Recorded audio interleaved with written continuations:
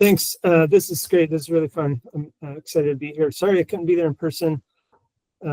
It's just the times, I guess. So I'm not going to talk at all about the model that I use because I basically just used a simple linear regression. What I'm going to talk about is how I generated a covariate. So actually, it'd be really fun to use a combination of Tanya's cool modeling approach and a covariate generated with this method.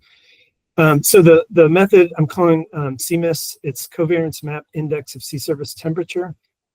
And my goal in this was to try and in the Columbia River Basin where I tend to focus, a lot of people use PDO to represent ocean conditions. It's one metric to represent everything in the ocean. It's a little annoying. And the fact is there's a lot of populations in the Columbia and everybody applies the PDO to all of them equally, and so my goal was to try and come up with a more of a stock specific approach. And so that's what this CMISST is intended to do.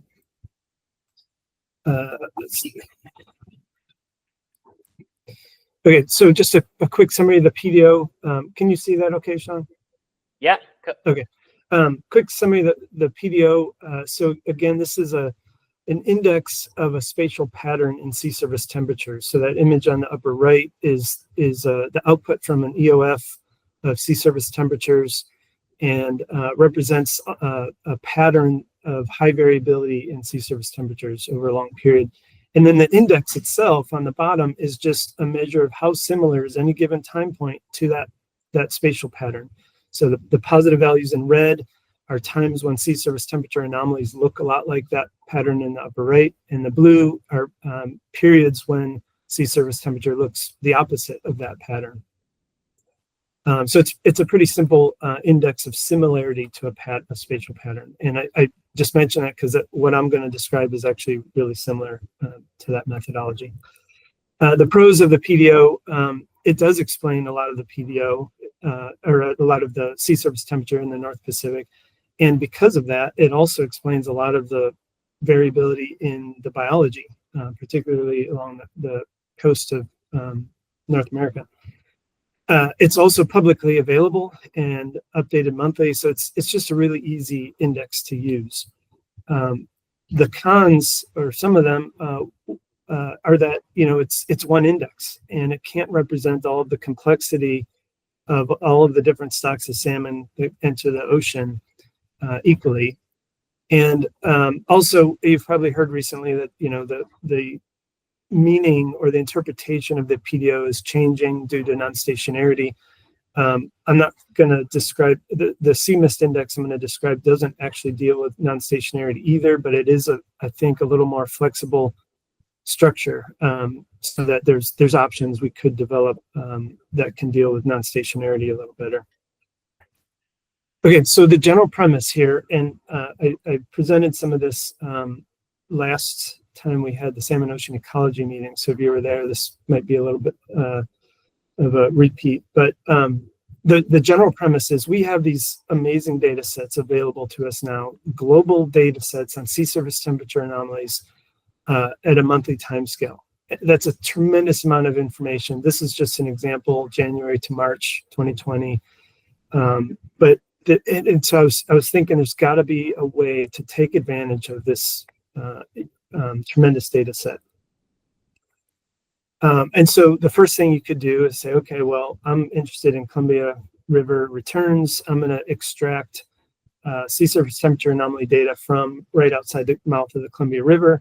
You can plot those data and you could say, okay, well, how related are these sea surface temperature anomaly data to the Columbia River stocks I'm interested in? So this plot on the bottom right just shows the counts of adult salmon at Bonneville Dam, which is the first dam in the Columbia.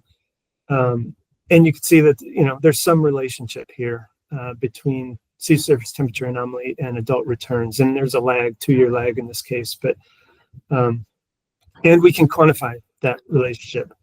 In many ways, you could use regression or correlation. I'm going to be using covariance for reasons I don't have time to get into. But I can quantify how related these two things are, the sea surface temperature anomaly and counts at Bonneville Dam. And because this is a global data set, I can do that for any location I want. I can do it for the entire North Pacific. And so what I've done here is extracted anomaly data from every grid cell in this spatial extent, calculated the covariance between those anomaly data and my response of interest, which is, in this case, spring Chinook adult counts. And you can see that there's this cool spatial pattern that kind of emerges where we see positive covariances in the central North Pacific and negative covariances sort of along the southeast part of this range. In addition to just being a cool, colorful image, there's I was thinking, what does this mean? How do I interpret this? And this is the part that I think it's a little bit tricky, so just bear with me here for a minute. But if you think about these areas in the central North Pacific that where there's a positive relationship between sea surface temperature anomaly and adult returns, those years where we see a positive temperature anomaly in this location, those are the years when we see high returns. And so, similarly, when we see negative sea surface temperature anomalies here in this blue area, those are the years when we tend to get high returns, because these are negatively correlated with returns. So I probably could have explained that better, but even though this map is showing covariance values, it's also, you can interpret this as sort of an optimal distribution of sea surface temperature anomaly data as well. What we would like to see is warm areas here, because those are positively correlated with returns, and cold sea surface temperature anomalies here, because those are negatively correlated with returns. So this is what I'm calling the covariance map. CMISST is a covariance map index. So it's an index of this map. Well, let me just move on, I guess.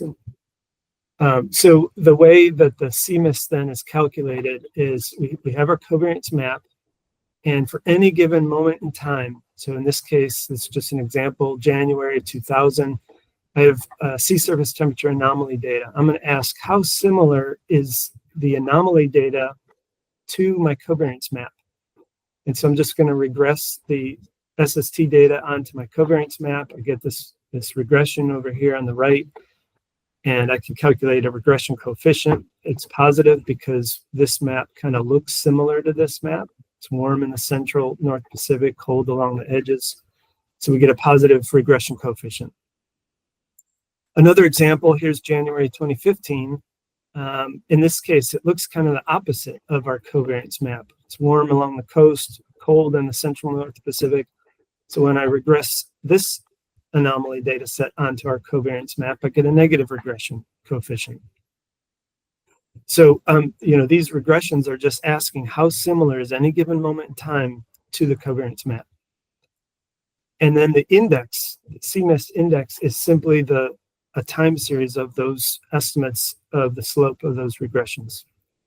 So when we take a long time series, 1950 all the way through, say, 2024, and we calculate a regression for every one of those years, the index itself, this is the resulting CMISST index. It's really just an index. It's a time series of regression coefficients, and it's just an index of how similar is any given moment to that the pattern in that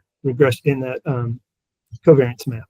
This is exactly how the PDO is calculated now. And instead of using a covariance map as the sort of how similar it is to the covariance map, it's how similar is it to the output of the EOF that defines the PDO. So in terms of methodology, it's really similar methodology to the PDO. It's just using a different map. I've also aggregated the monthly data into 3-month bins. So I have a winter data set, a spring data set, a summer, and an autumn. And so you can generate the index for each of those seasonal temperature data, and you can see it's pretty similar. There's some differences, but pretty similar overall. And then the real power here is that this methodology can be done for each response variable separately. So on the left, what I'm showing is the covariance maps for spring Chinook in the Columbia River, fall Chinook, and steelhead. And you can see those covariance maps differ because these fish go to different places, they come out at different times, they interact with the ocean differently. And so their covariance with temperature is different. But this was what I was really after, was a way to sort of optimize a covariate for different stocks of interest. So on the right, I'm just showing the time series of the adult counts at Bonneville Dam for spring Chinook in red, fall Chinook in green, steelhead in blue. That's up here. And then for each of those, I've generated these covariance maps, and then I generated the CMISST index. And so I'm plotting that here, the spring Chinook CMISST index, fall Chinook index, and steelhead index versus their corresponding returns. And you can see that in all three cases, there's a pretty good relationship between the index and the adult returns 2 years later. I'm not going to go through these. I put them in the PowerPoint in case anybody wanted to go through them later, but I used mean absolute error prediction to evaluate the models. I compared the performance of CMISST to some of these other commonly used indices. I will say one thing that's nice about this method. I use sea surface temperature for the most part, but you could use any gridded environmental data set. And so for fall Chinook, you can see these green points are the ones that perform best for fall Chinook. That's actually the same methodology, but instead of sea surface temperature, I use sea surface height. And so for some reason that I haven't figured out, fall Chinook, the model using sea surface height worked a lot better for fall Chinook than sea surface temperature. And then lastly, I'm writing a paper. Hopefully I get it out. I've been working on it for way too long, but I looked at different lags in terms of how much time fish are out there out in the ocean and what lags work best. So I won't go into this at the moment. And I will stop there because I know that there's a lot to cover today.